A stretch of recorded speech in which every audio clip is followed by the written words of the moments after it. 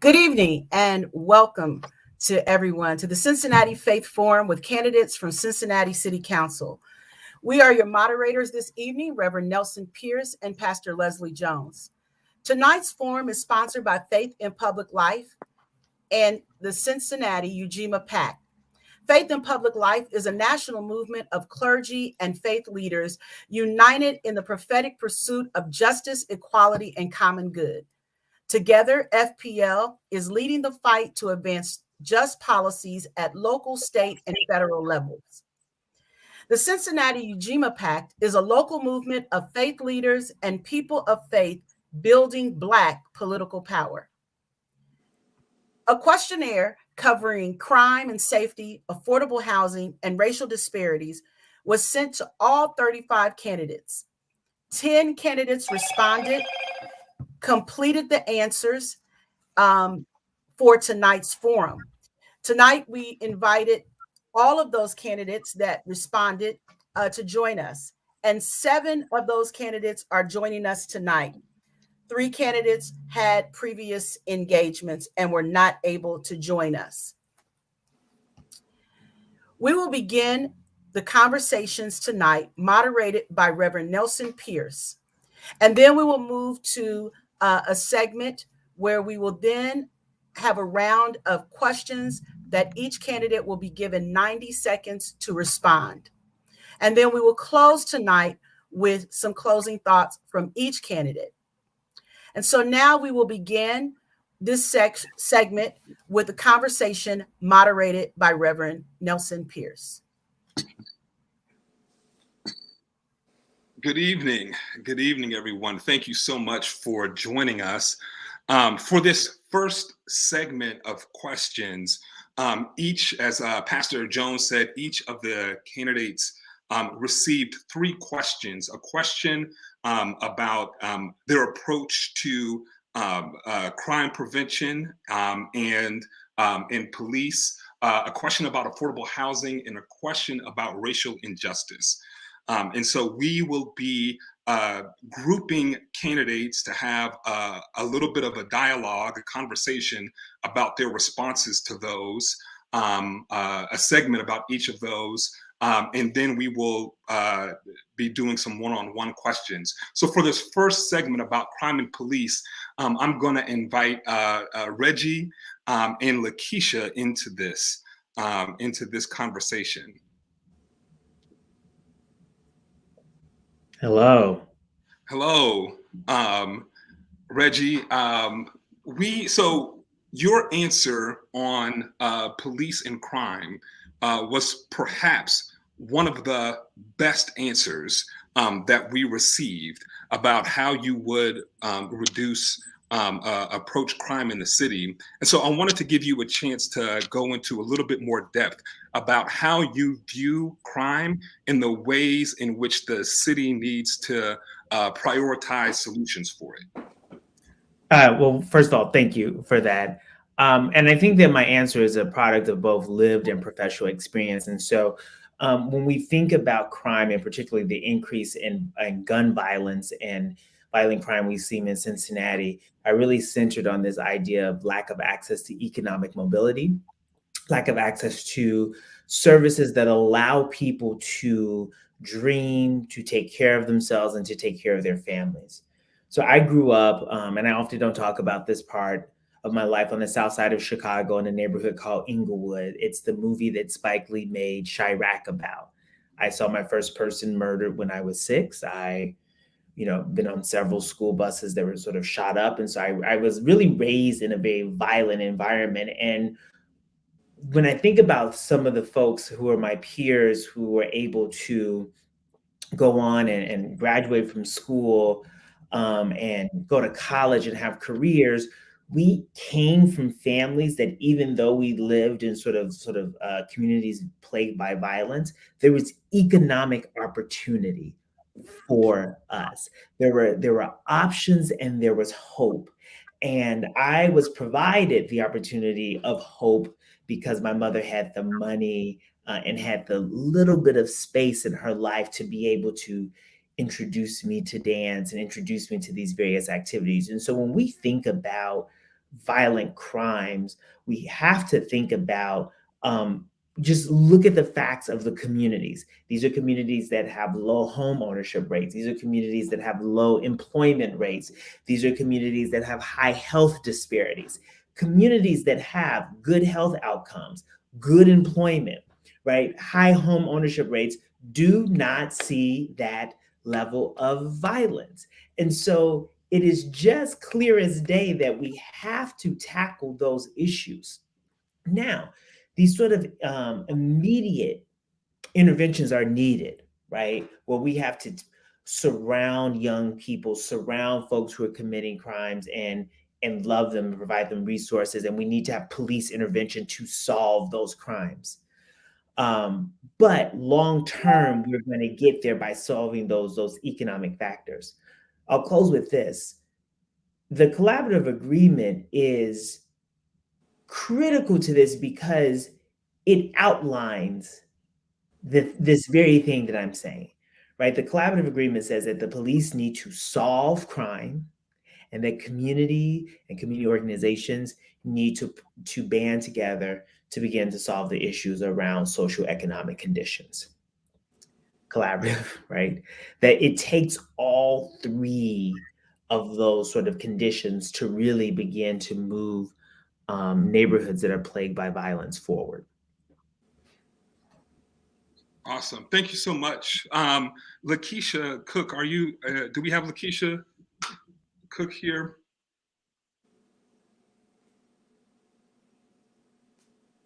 She got disconnected. So while we try to get Lakeisha reconnected, Galen, I want to bring you into this conversation. One of the things that you talked about in this conversation around crime and police was about the importance of investing in business districts, particularly for those communities that did not have strong business districts established. Would you mind expounding a little bit about why you think it's important that we invest in business districts in underfunded and underattended to neighborhoods? It's not a coincidence that our neighborhoods that right now are deemed less desirable, or neighborhoods that are maybe having the toughest issues with housing and with home ownership rates, are the neighborhoods that also don't have that have lacked investment in their neighborhood business districts. And all of our neighborhoods were kind of built around a central plaza, a central gathering place. And so that's my biggest passion, is to revitalize our neighborhood business districts in those neighborhoods that have lacked investment. And so you can get specific about whether that's a Bond Hill or an Avondale, or even a place like a Sailor Park. But we have certain neighborhoods where investment has lacked, especially in the business district. And to me, that's where you create opportunity. That's where once you start getting filling these empty storefronts, then all of a sudden you can impact crime. You get people walking up and down the sidewalks, and accessibility opportunities as well. Then you also create jobs. So you can create jobs right in that neighborhood. And you can also do it. You want to be very careful, because we have seen neighborhoods where the business district has been revitalized and people come in from outside and open up businesses. But what I'm most passionate about is working with the folks who live in those neighborhoods, who already have an entrepreneurial mindset, and giving them an opportunity to own and operate a business right in the neighborhood where they live. Yeah. I believe that's the best way to impact the neighborhood, because then I think they're more likely to hire people who live in that neighborhood, people who can get there without having to have a car, without having to catch a bus. So now you're creating mobility opportunities. You're creating, again, accessibility opportunities, people to get jobs who live in the neighborhood, teaching people how to create generational wealth. We all know that ownership of anything is really what success boils down to. And so that's whether that's owning your home, or owning and operating a business and passing that on from generations, and recirculating the dollar within your own neighborhood. So I just think that really is the key to success in many of these issues: crime, housing, safety, all that.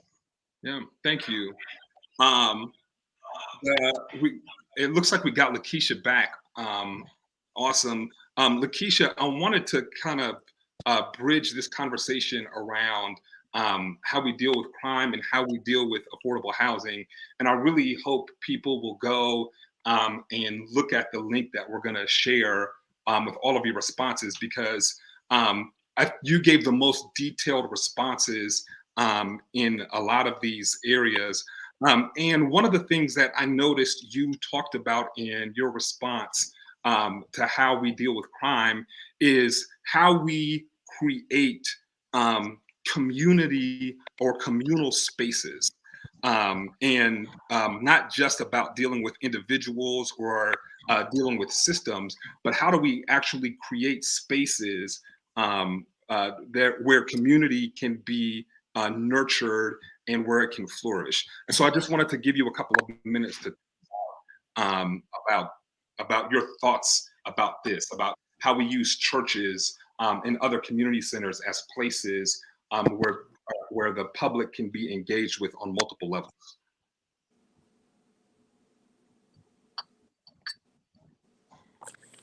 Thank you. I think for me is, I'm sorry, I keep on cutting in and out. I think gonna be the most important part is when we really address the community engaging with violence, because a lot of relationship ties are gonna start in the family.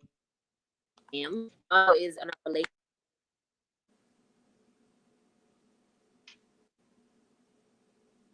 Oh no, it seems like we're having problems with Lakeisha. Hopefully, we'll get her back. Let me move on to this question about affordable housing. Stacy Smith, we want to invite you to talk about affordable housing. You mentioned in yours, what stood out in your answer to me was your talking about the importance of thinking about people in our city who have mental health issues. And so I wanted to give you a chance to expound a little bit about how do we think about the affordable housing crisis, particularly from the lens of our residents who have mental health issues. Absolutely. So the reason that I think that that's important to bring up is because I think most candidates in this race are really focusing on the tax abatements, going after zoning to make sure that we can build and offer more affordable housing units in our city. I think just across the board, that's going to happen no matter who's elected, which is awesome. What I would like to come in and focus on, however, is helping the individuals who still, despite the fact that the housing might be available and affordable, still may not be able to maintain it. As a mental health therapist and doing a lot of case management, I work with a lot of families who we will get them from property to house to property to house, sometimes shelter, sometimes with relatives, but sometimes living on their own. And because of their own mental health concerns or the mental health concerns of their children or people who are living with them, they can't sustain that housing. So they end up with evictions. They end up in these situations that leave them worse off than they were previously. And some of the issues is that they can't access their own mental health care. So if we're talking about keeping these most vulnerable individuals housed and in their homes, we also have to make mental health care accessible to them as well. So I think of all of the young or single mothers and fathers that I work with who can't go to their own regularly scheduled therapy appointments because they don't have access to daycare or not enough access to transit that can get them to and from the sessions, and things of that nature, not knowing that their employers offer EAP benefits that could cover some of these expensive sessions for them. So again, this comes from my background of working with a lot of different families that no matter how much affordable housing we find for them, there are other issues primarily related to their mental health that allow them to not be able to sustain the housing or the job that they use to pay for it, things of that nature. So that's what I want to come alongside and really push for by funding programs like Talbert House's programs or Bethany House that really come alongside to help individuals in this particular situation. Yeah, thank you so much. Mika, I want to invite you into this conversation to talk about affordable housing as well.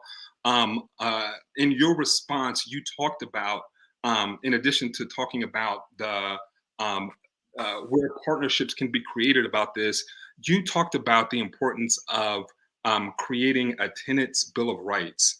And so I wonder if you might expound a little bit about that, about the tenant's bill of rights, and what are the things from what you have heard, from what you have experienced, what are some of the things that would be most important to include in such a bill of rights? So thank you for the question.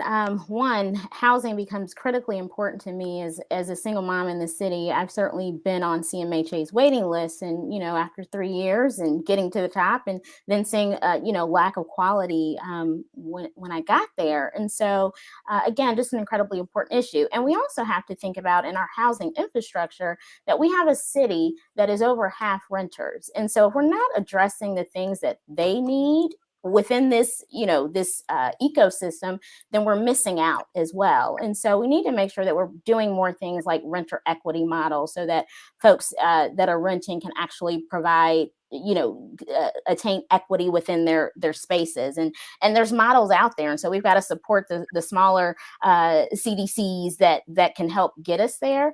In addition to that, we've got to take care of the things within the court system that are going to help protect renters. And so we've got to make sure we're reducing eviction rates and passing ordinances that are going to help to protect folks and give them the ability to stay in their home. So when I think about the housing situation that we're in, it's got to be a all hands-on approach, from the front end to the middle to the end, and ultimately moving people into sustainability no matter where they are in that.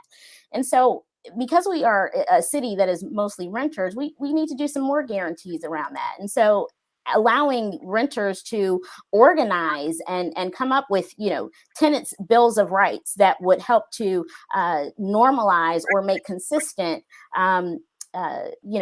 contractual agreements when you leasing options. We need to make sure that we are giving people space and opportunity to create, to access resources within the city that will help to protect renters as well. And so people need to know what their rights are. And as a city, I think we can make things a little more transparent and accessible using things like our website. So those are certainly pieces of the puzzle that we definitely need to work on. Yeah, thank you so much, Mika. Bill Frost, we want to bring you into this conversation as we shift our focus to the third question, which was about racial injustice. And one of the things that I noted in your response was talking about how we can eliminate waste in our city budget to treat or to fund issues that can bring more racial justice to the city or bring equity to the city. And so I wonder, where are the places where you think we can look at where there's wasteful spending, that we can look at reducing some spending, and what are the areas that you would prioritize funding towards to increase racial equity in the city? Okay.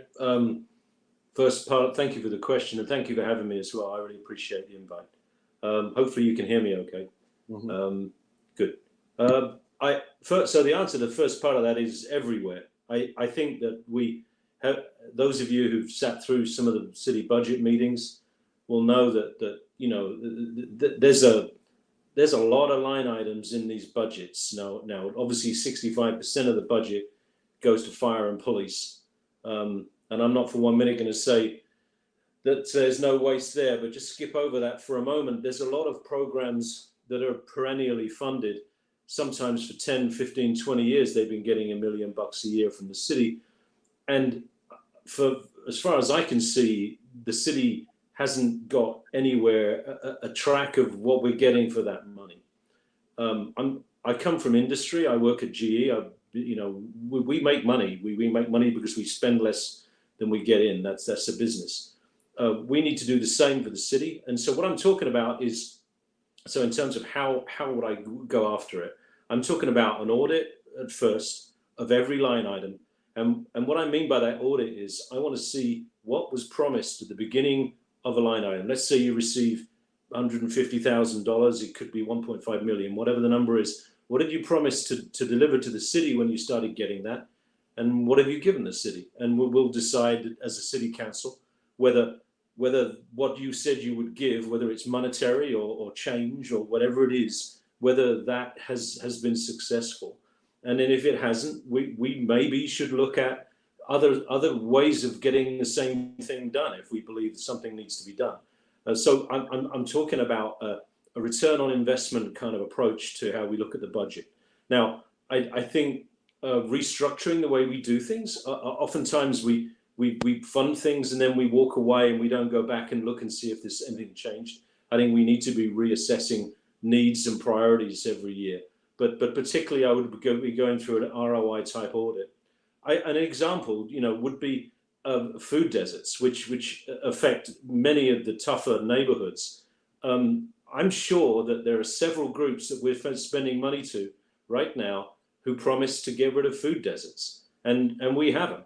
And if you live in one and you don't have access to public transport, or you can't get childcare to leave your kids long enough to go to the supermarket, which could be 3 miles away or whatever, food becomes an issue. And you end up going to, like some of my neighbors do here in Pleasant Ridge, you go to Walgreens for food, and that's not a healthy alternative for your family. So I think the budget is always going to be a very motive issue in the city.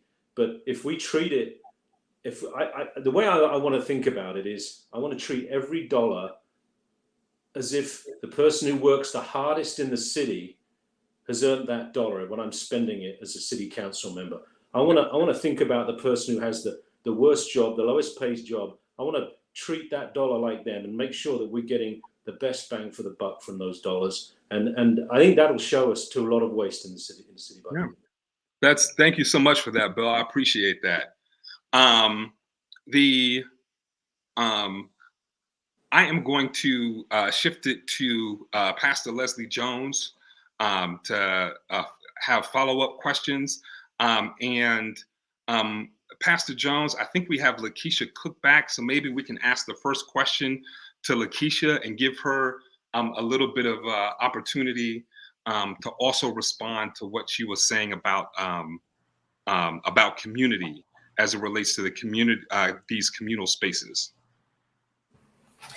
Yes, excellent. So welcome back, Lakeisha, and we will, why don't we start there with you, finishing your response to how we can use these community and communal spaces as you had eloquently stated in your question, your responses, I'm sorry. No, I'm really sorry about today. My internet has all the issues. But yes, I think one of the most essential thing we have in our community, especially in Cincinnati, is community. And I think it's how we can capitalize on addressing a lot of our issues. If you look at people's relationships in the community, especially when it's dealing with the church or the fire department, and I think that was one of my lists of like having that engagement of dropping off guns there, to build and bridge that relationship. Also bringing back the crux of family. As I've been in the community, I've talked with a lot of fathers about community engagement and just bringing that reassurance back to them and bringing more opportunities for them to engage in the public and opportunities for them to engage in school. I was raised by my grandma wasn't single, but she was my primary caregiver. And so she was consistently one of the people that operated in the system that I was able to get a lot of my support from. And I think when you're dealing with public safety at a large sense, you want to make sure that those people who are constantly in those people's lives are the ones that are going to be engaging them the most. And then I think conflict resolution is really huge in Cincinnati. And I think that's something that we need to continuously address. Is if you want to address violence, you want to address the emotional tears that come behind it. And I think that's going to be impactful in Cincinnati as we look at like how to communicate with each other a lot better. And then behavioral therapy. I've worked in mental health services before as an employment specialist, but also I was trained in several mental health specialties. And I understand like a lot of behaviors change when you are going through a lot of situations in life. And so the more you have the opportunity to really address the behaviors in which you are having with a certain issue, the more people are able to assess what the problem is and how we can really further community at large. And I think that's going to be really essential when we, move forth in Cincinnati. And then operational safe spaces. I was a part of GLISTEN. It was a safe space for youth who were in the GLBT community. And I just look at we need to expand that a lot larger when we're talking about public safety and operations, how we really incorporate, where kids feel safe at, who they can talk to, and then how we can address those issues. Thank you. So let's bring Stacy into this conversation, and we'll come back to you, Lakeisha. Both Stacy and Lakeisha, you both are sort of the underdogs here. We haven't found any large public endorsements that have come from either political parties or labor or any of the endorsing bodies. And your campaign finance, you haven't raised a whole lot of money. So what is really keeping you in the race? So Stacy, we'd like to bring you into that to the conversation and ask both you and Lakeisha that question. What's keeping you in this race when some of the typical things such as endorsements and campaign finances may not be there for you? So why are you staying in this race? Well, because the issues that I'm running on are that important, and I want to be as loud of a mouthpiece as possible for those issues. I've said from day one that whether or not I'm elected, I will continue to fight for, mobile crisis response units in our city, suicide prevention that's offered at the city level, but to any Cincinnatian who wants it for free, accessible playgrounds. In other words, playgrounds that are fully 100% wheelchair or multimodal accessible for children who use devices for transportation. And I think the way to make sure that those issues continue, whether or not I'm elected, is to continue running and to continue talking about them. I mean, I was allowed to, speak with, several organizations like Charter Committee, others whose names kind of escape me at the moment. But to talk about these plans with them when no one else is kind of sharing these specific plans that are geared towards mental health in children the way that I am, I think is incredibly important. I also think that we need to shift away from just electing the people who can raise the most money or get the most public endorsements, because that hasn't gotten us exactly very far, especially in recent years. And I think the only way that we're going to do that is to have formidable candidates who run truly grassroots organizations and keep going, no matter what endorsements come their way or no matter how much fundraising that they're able to do. And I think it's also just an example of my good stewardship. I mean, total in this campaign, I've raised probably $3,000, $4,000. I've had campaign literature. I've had shared campaign literature. I have TV ads coming out. I have billboards, the digital ones. So I have all of these things that other candidates have, despite having raised significantly less money. And I think that that's important for the city and voters to see that there can be different formidable candidates out there. Thank you for that, Lakeisha. We're going to pose that same question to you. What's kept you in this race? Same thing that's kept me always going after social services. I think it is the heart behind where I grew up. I started up in the apartments and I lived in East Westwood. I went to Withrow. My first internship was at Lighthouse Youth Services. And so I got to see how impacted I was and how, my grandma kept me safe, but there's other things that you just did not have that I was privy to. And as I got my degree in college in political science, I never thought that I would run for a political office. I just thought I would work in social services until I really realized how much policies affect, the funding and how much money is taken out of the youth and how gentrification is so real and how we aren't dealing with tax abatement. And so that's what really geared me up to be like, there's a lot of different functions in Cincinnati that just are not adding up.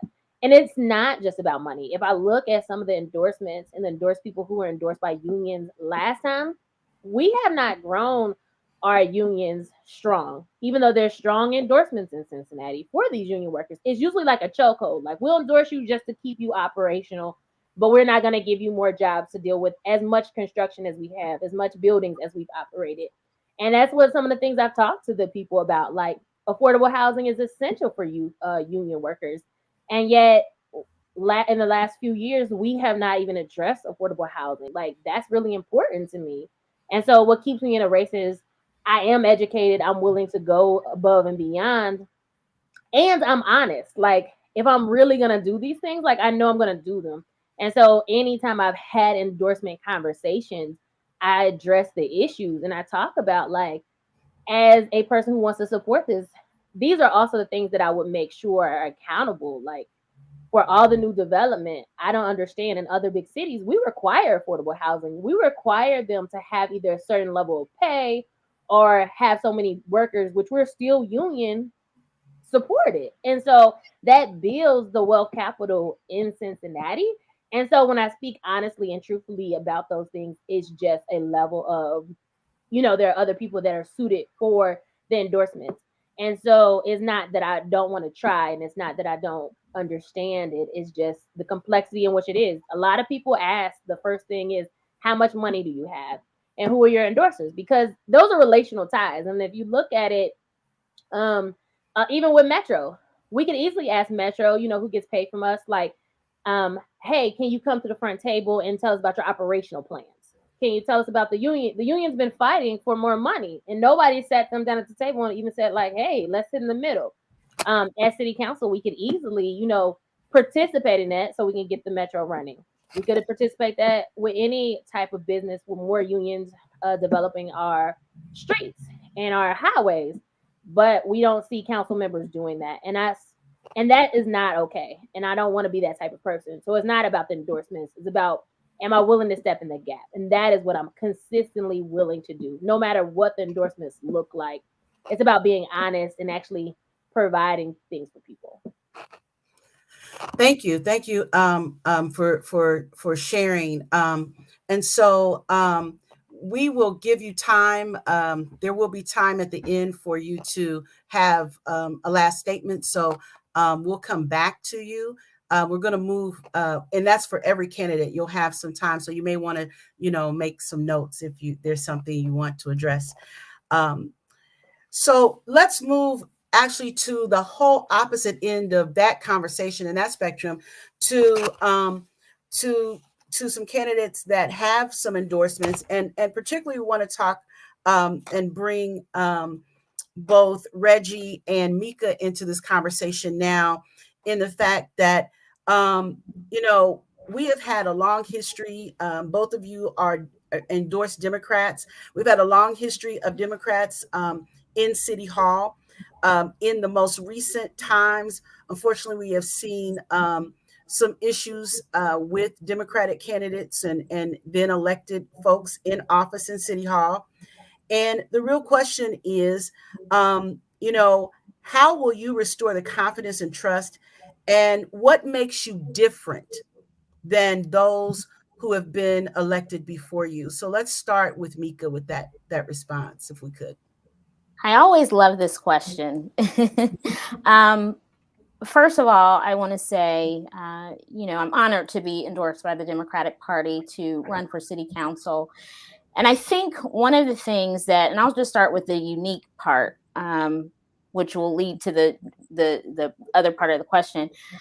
I come with an organizing background, and that means I've been in this community. I've worked in this community. I've invested in this community. I've lived in this community, all of those things. And so when 2016 came around, that was a moment for me to step in and if we're going to improve outcomes, because again, systemic problems require systemic solutions. So at some point there was a connection for me that, okay, well, it also comes down to electing the people, and the people, and making sure you're electing people who reflect your values. And so being in community like that and organizing in that way and talking to folks at the doors and making the phone calls and all of those things and helping to elect other people that you believe in, that built something. And so you carry that on. And for me, bit by the bug of, not only, serving this community in board service and all of that, but really serving this community by advocating for issues too and people. And so advocating for safe and equitable transportation for students living in our district. And so, I get really passionate about continuing to do that, because if we're going to change community, you got to show up and you got to listen. And so working in local government has allowed me to learn that in that space as well. And so 2018, I kept organizing because, again, I believe in systemic change. In 2020, I did the same thing because I believe I'm inspired by people like Stacey Abrams, who can elevate our right, making sure we don't forget about our right to vote and how important it is to protect it and how important it is to organize, and making sure we're bringing other people with us to build capacity in the democratic system. And you can do that and be an elected as elected officials. You can't disconnect those two things. And so my uniqueness in being an organizer and advocating for people and issues, working collaboratively with others and getting results is what I'll bring to City Hall. Because again, there is an intrinsic nature. You can't separate being in community and think you're going to serve constituents. And so when I think about, restoring trust in local government, it means that we need folks that continue to be in community, not get elected and then don't show up. For me, that's very natural. That's the only way I know how to do this. And so I think what you're going to find and what we're going to need in this city is that folks are showing up in communities and having conversations and listening and responding. And the other thing is that with this moment we have right now in the city to do the transformative things, people want to see that folks are making decisions that are actually impacting their lives. And you can't do that if you're not listening. So my uniqueness as an organizer, advocating, working with folks, seeing results, and restoring trust by staying in community. Thank you. So Reggie, let's pose that question to you as an endorsed Democrat. What's unique about you? What are you going to do different? And what will you bring, to City Hall that we haven't seen already in the Democrats that have been there? Yeah. I appreciate this question. It actually piggybacks on some other comments that were made earlier. So I think the most unique thing about my candidacy is that I am a transplant to Cincinnati, and I have only been in Cincinnati 6 years. My family is not from here. I didn't go to high school here. I don't have a big church home here. I didn't go to college here. I simply moved here in the summer of 2015, and I volunteered and I got involved. And I think it's also significant because I did get the Democratic Party endorsement. I got labor endorsement, lots of labor endorsement. I've also gotten business community support. I've gotten a broad coalition of support. And frankly, I'm the third highest fundraiser in this campaign, raising $215,000. The reason why I'm leaning into this is because the support that I have given is because of my service. When I show up, I show up. When people ask something of me, I say yes, and then I bring my best. As Mika said, I listen. I listen to the folks that I'm working with. I listen to the community, and I'm always trying to figure out how can I join in and build capacity, serve when I need to serve, lead when I need to lead. And that message has resonated with a broad coalition of folks. So when we think about the big things we need to do in this city in the next decade, folks like me who come from the outside, and the thing that I have is my relationship and my reputation. So folks know, I mean what I say what I mean, I'm going to do what I say that I'm going to do. That is going to be critical in moving the needle forward in every issue. The city is going to require us to have difficult conversations. People who have relationships and can connect with a broad spectrum of people are the most poised people to have difficult conversations, to have people-centered conversations. And so what's unique and what's different about this Democrat and my, desire to serve on Cincinnati City Council is that I arrived at this place because of the work that I've done. Not necessarily because of my words, because I've shown up. I got the Democratic endorsement, and the feedback that I got was that, Reggie, I ran my race. You showed up. You knocked doors for me. You phone called for me. You picked this thing up for me. Oh, Reggie, I had an issue about, this particular policy thing, you came to the committee meeting, you showed up for me, you did this work. Hey, Reggie, we need someone to step in and do this work. You showed up for me, you did the work. And so to me, the endorsement is a reflection of my service. It's a reflection of me showing up for other candidates that have run, showing up for the party, showing up in the community, because there were people who were on the endorsement committee that maybe necessarily weren't super involved in the party, but I did work with them in the community. So I think that that's a thing that is different, is that there is this history, this demonstrated history of service and showing up and being collaborative, but also pushing back. Right. Also, not just getting along for the going along, but really having a strong moral compass and having a strong center and being able to say, like, I don't know about this. This isn't feeling right. We need to go in an opposite direction. But being able to say that in a way that advances the conversation and not shut the conversation down. Right. Not necessarily having to be a bomb thrower for the sake of throwing bombs, but having to be a disruptor for the sake of moving something forward. Thank you for those responses, and I hear your uniqueness. I hear what you're saying there, and there's still going to be those who are saying we want to really see this. We want to really see this all come to pass. And so as we move this conversation along, we're going to turn our attention both to Galen and Bill, who are also endorsed, by Cincinnati's third party, the charter committee. Committee. Right. It's not a party, but it's the charter committee. And the uniqueness there is, you could be in one of the other political, party camps or not. So what we really want to know from you is, where's your largest base of support?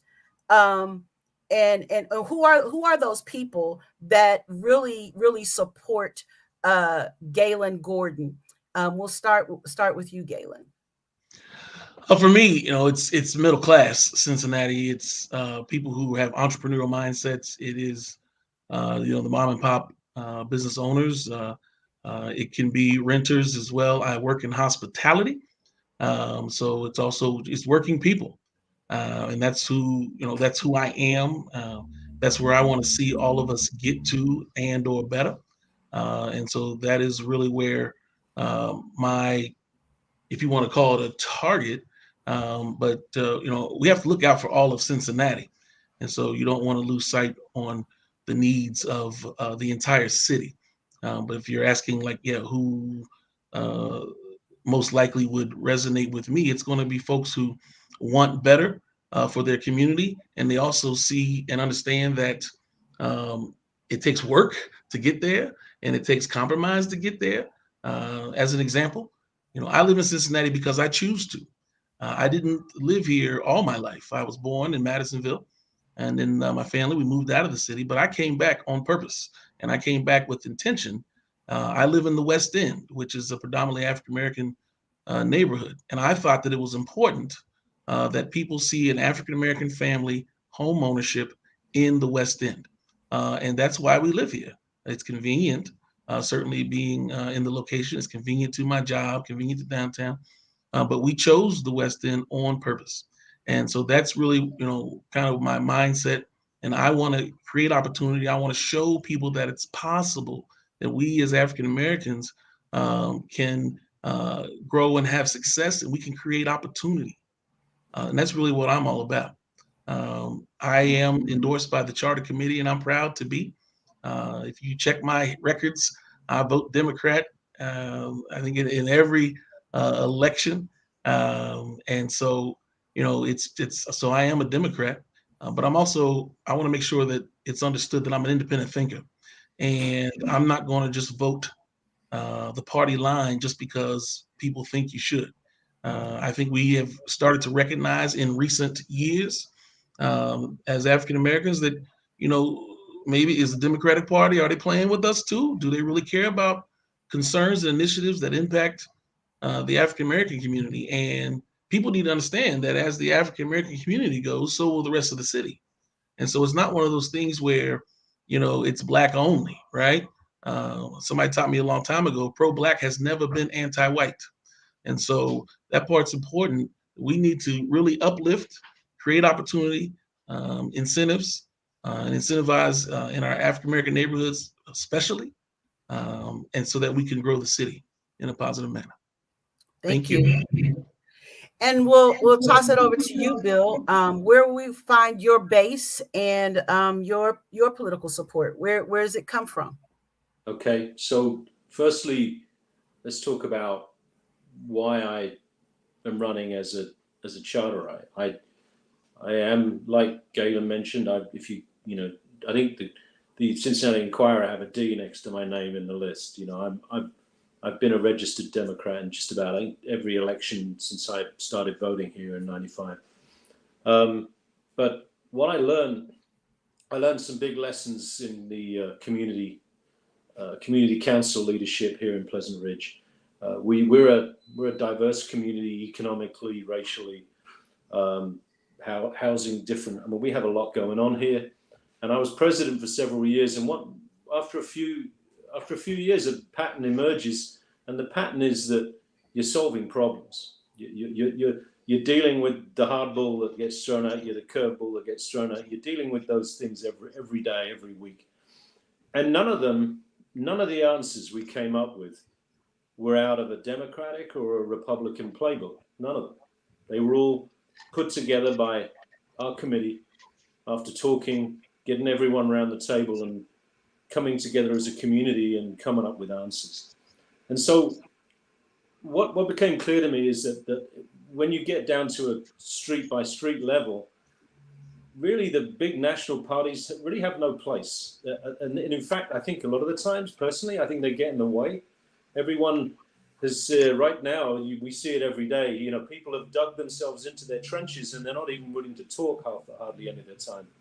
The Charter Committee is a way to get out of that. And coming downtown and joining the Charter Board like I did it because I felt like there were too many people who were not engaged in local politics, just running their community. They were so busy getting scared to talk to their neighbors because they had slightly different national opinions.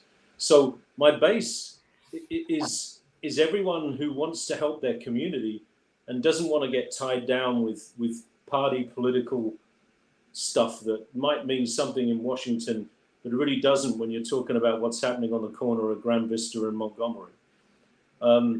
I sincerely believe there's a saying which is quoted often by the Charter Committee, which is there isn't a Republican or a Democratic way to fill a pothole.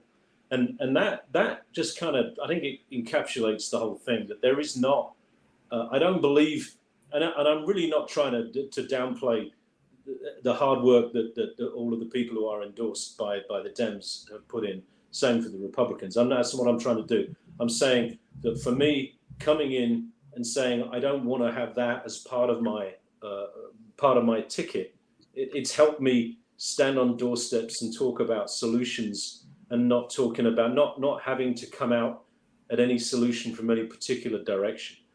As an engineer, what we do is we collect data and find a solution based on the data. And I think that's what's worked for us in Pleasant Ridge. And I think that's what's going to work for the city of Cincinnati. So that's essentially it. My base is everyone who wants to listen. And so far, a lot of people have liked listening. So, and I appreciate the invite here. I mean, Galen and I have become good friends during this. And I'm here. I'm the only white guy here. I don't think that matters. I think it's irrelevant. The point here is you've got all of us on here, whether you're a moderator or you're here, talking as a candidate. We all want to help the city, and that's what's so wonderful about running in this campaign is there's 35 people who want to do that, and that's something we should be celebrating as a city. That we got, everyone's, oh my goodness, it's tough to vote. Yeah, that's a good thing. It should be tough to vote. This is an important election. So hats off to all of the rest of you, and I've thoroughly enjoyed it. I've met loads of good people, and I think all of us can help. Only 9 of us are going to be picked, but there's some great stories out there. Thank you. Thank you. And Bill, what country are you from? I should say guess, but no, I'll tell you. I'm from London, or just outside London originally, in England. Okay, yeah. Awesome. Thank you. So we thank you for your responses, and now we're going to move into our final segment, and we will be posing the same question to each of you, and Pastor Pearson, Reverend Pearson, and I will kind of toss that back and forth, and allow you your time for our closing, our final segment. So over to you. Yeah, so thank you so much, Pastor Jones, and thank you all so much. Stacy, we're going to start with you, and we'll give each of you 1 minute for this final question. And that, Stacy, we want to ask. It's election, or it is inauguration day. You have been selected as one of the 9 people to represent the city of Cincinnati on City Council. After you have been sworn in, what is the top of your priority list for your first 100 days in office? So I actually have these plans, and I'm preparing them for whether I implement them or the sitting council is able to. And those are laying out the groundwork for a citywide mental health mobile crisis fleet, a plan to get 10,000 Cincinnatians trained on suicide prevention, and a gun violence task force specifically targeted towards children who may grow up to be either victims or perpetrators of gun violence that can be assessed at a young age. And unfortunately, we just aren't doing it, as well as creating surveys and scoping out the area to see where we could best use those fully multimodal children's playgrounds that I mentioned earlier.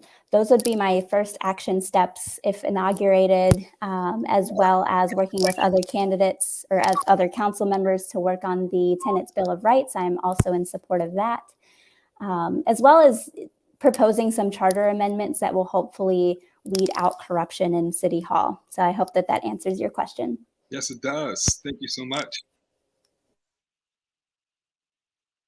All right, so Galen, you just won the council race, and you're standing on that stage, and literally it's that morning, but by afternoon you've got to go in to roll up your sleeves. What will you be doing in those first 100 days?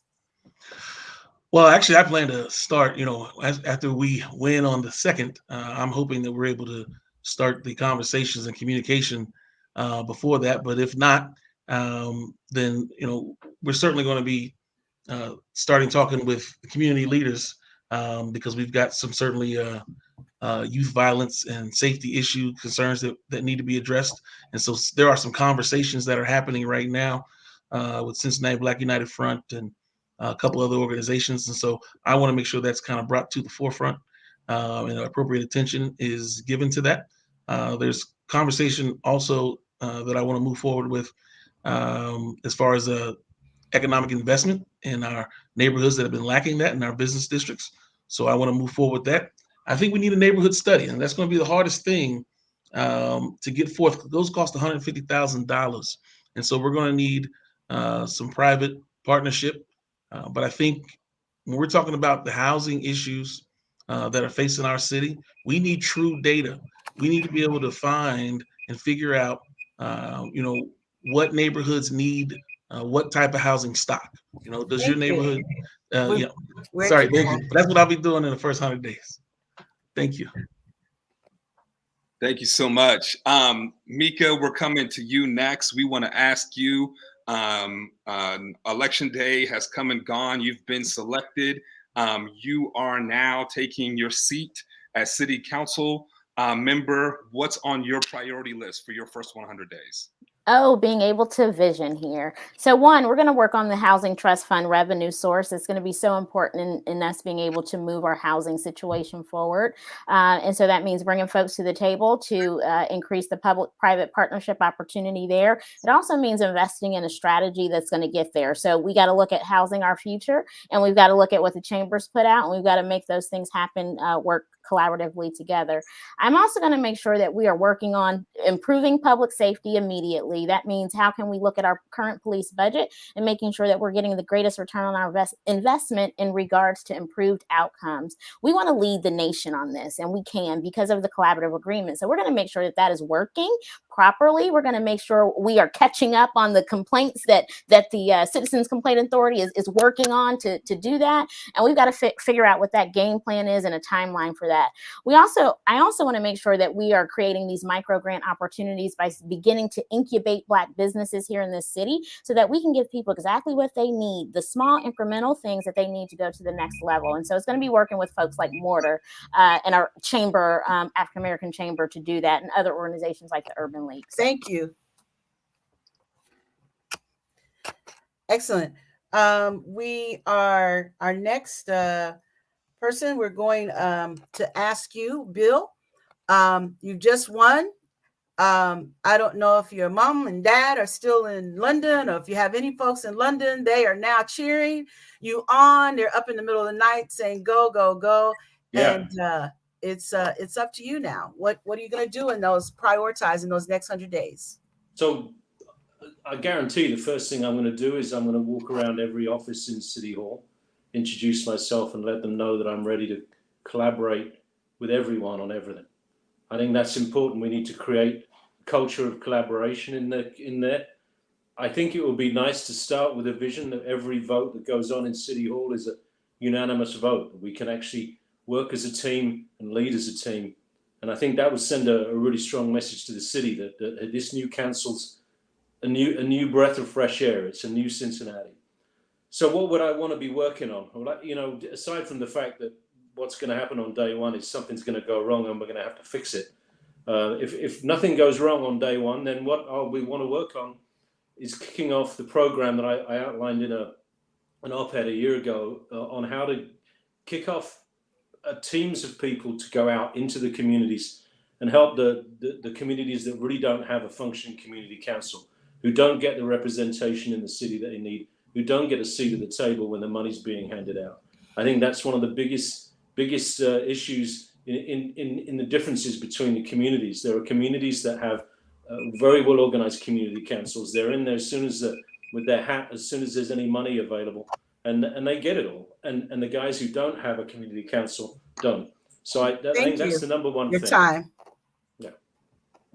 Appreciate that. Reggie, we want to ask you the same question. It is Inauguration Day. We've celebrated your election victory, and now it's time to go to work. What is top of your agenda for your first 100 days? Great. Number one, Blue Ribbon Commission, independent analysis of our budget for revenue and expenditures. Our budget is a mess, and we're at a critical crisis point. We're going to have to make some tough decisions. And so to have an independent analysis that lays the bare bone facts of our budget at our feet, and we can have a broad coalition of engagement around how we want to move forward as a city. Two, proposing an ordinance that adopts a comprehensive housing strategy that is backed by metrics, targeted zip codes for investment, strategies for preventing displacement, that we will have to be accountable to the citizens of Cincinnati and growing our city equitably and sustainably. Three, expanded youth engagement, year-round youth engagement. Cincinnati has incredible arts institutions, sports teams that can play a bigger role in engaging our youth year-round. And so expanding youth employment to year-round youth engagement and making sure that we are investing significantly in the future of Cincinnati. Thank you. And the final question, right? There's 9 people elected, and we've been biting our nails. And Lakeisha, they announced your name. You're the winner. And now you have been sworn in, and you are on your mark to your first 100 days, what will be your priorities? So my first priority is going to be around youth. I think it's going to be bringing in the community. It's going to be bringing in the churches. It's going to be bringing in the community groups. It's going to be funding those things and looking at our budget to make sure that the youth are addressed so then we can address gun violence. It's going to be critical that we create safe havens and policies so that guns can be dropped off so that more community engagement can take place. Secondly, it's going to be affordable housing. We need to know where the affordable housing is in Cincinnati. There's so much discrimination around actually applying and going. It is time consuming and wastely. And so with that, we'll create structure. Secondly, is tax abatement. Tax abatement is affecting the community. A lot of African Americans have had their property gone after with all of these tickets from the Port Authority. And so I want to make sure that we get a list to see how many African Americans have actually been went after that. And I think that is going to be extremely important. And then essentially we're going to do updating it both ways to make sure African Americans get tax abatement and also high in areas like Oakley and them can be restructured. And then finally, it is going to be in working on our just community assets and just continuously making sure that the community needs are met. Thank you.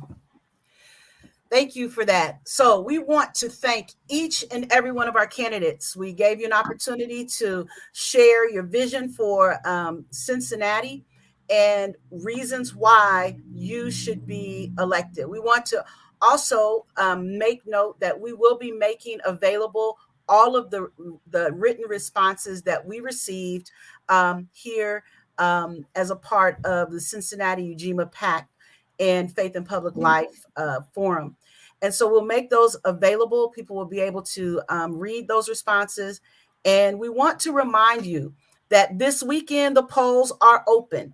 So you can vote actually tomorrow all the way up until 7 p.m. Then on Saturday, the polls will be open from 8 a.m. until 4 p.m. And on Sunday from 1 p.m. to 5 p.m. And so as people of faith, we are pushing souls to the polls days. So if you keep the Sabbath, go worship and go vote. If you celebrate on the Lord's Day, which is Sunday, we want you to go worship and then go vote. And we can get the vote out. Remember that your vote is your voice. And so we want to thank you again on behalf of Faith and Public Life and Cincinnati Ujima Pact, Reverend Nelson Pierce and myself. We say good night. God bless you. Thank you. Good night. Thank you all.